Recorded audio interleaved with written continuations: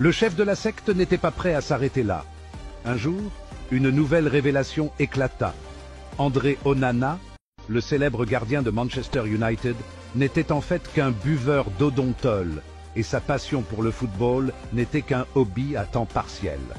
La secte églisienne de Tsinga affirma que les gants qu'il portait pendant ses matchs n'étaient pas pour arrêter les ballons, mais pour garder ses mains douces pendant qu'il fabriquait son odontol. L'idée que Onana aimait l'odontol et le matango fit le tour du quartier. Enfin vint le tour de Vincent Aboubakar, le célèbre attaquant des Lions indomptables. Selon la secte, Aboubakar n'avait jamais marqué aucun but pendant ses matchs. Tous ces buts étaient en fait des hologrammes créés par une technologie avancée de l'intelligence artificielle créée dans les laboratoires secrets de Chama. On voit le laboratoire des fake news de la secte églisienne de Tsinga. Et moi, je ne sais pas pourquoi Andrew entre dans cette... c'est trop bas. Est-ce qu'il a besoin de ça? Parce que si on veut parler des gens qui font dans le fake news, on sait qui est qui, on sait qui prend de l'argent pour distiller des informations non vérifiées et non vérifiables. Et c'est quelque chose de très complexe et très compliqué. Je crois qu'Andrew Onana devrait être focus dans sa carrière de footballeur. Je dis encore, d'ici 4 ans, Andrew Onana pourrait être en retraite. Donc, André doit être focus pour gagner des trophées, pour gagner des choses, que d'entrer dans ces polémiques inutiles.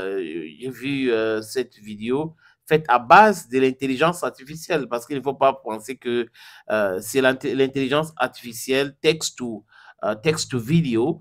On a écrit le texte, on a mis ça là-dedans, et ça a transformé ça, on a vu cela.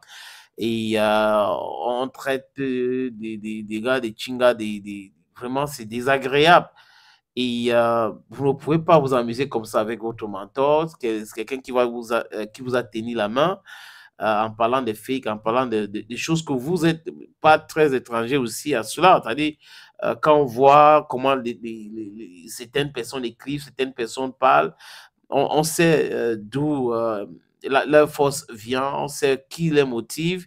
Maintenant, André, je répète encore, devrait être focus dans sa carrière de footballeur et laisser les intrigues. Laisser ces intrigues-là, ça ne va pas l'aider.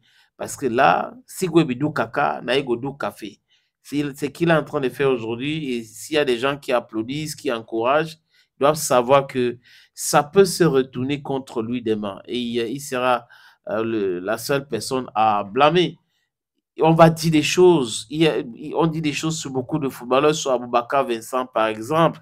Aboubakar ne va pas aller poster des choses sur Snapchat, sur Facebook. Aboubakar ne va pas aller supprimer parce qu'il aurait même supprimé sa page Facebook.